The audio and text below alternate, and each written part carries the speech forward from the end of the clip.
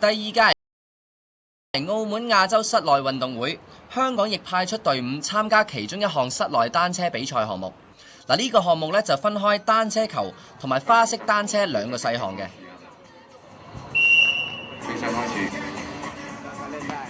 喺香港嘅發展單車球嚟講咧，都差唔多有20年嘅時間㗎啦。咁但係喺歐洲嘅發展咧，就已經好長㗎啦，超過100年嘅時間㗎啦。咁咧就香港咧，如果譬如話喺發展嚟講咧，亞洲嚟講咧，都算係比較新比較先啲啦。咁變咗咧喺成績嗰方面咧，都係算係幾好嘅。除咗喺日本之外咧，我哋差唔多係喺亞洲嚟講都係排第2㗎啦。咁運動員咧係兩個人一組嘅，咁咧就每一邊咧就會有一個2米高、2米闊嘅龍門咁啦。一場單車球嘅時間咧就係14分鐘啊，就會分上下半場。其實都係類似一種足球咁嘅運動。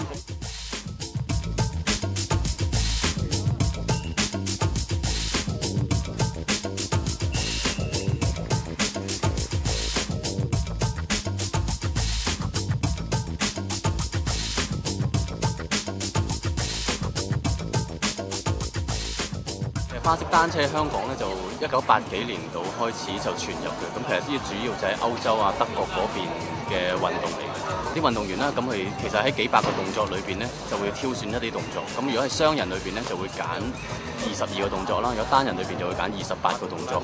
咁喺限時6分鐘之內咧就要完成晒嘅。咁佢所有動作加埋咧，咁就會一個參賽嘅分數啦。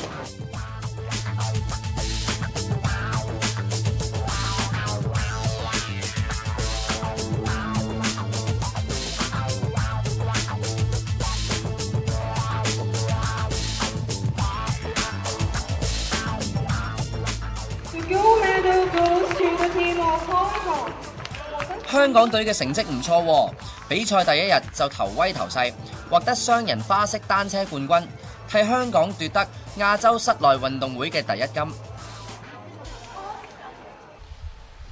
估唔到香港啲單車運動樣樣都咁死喎。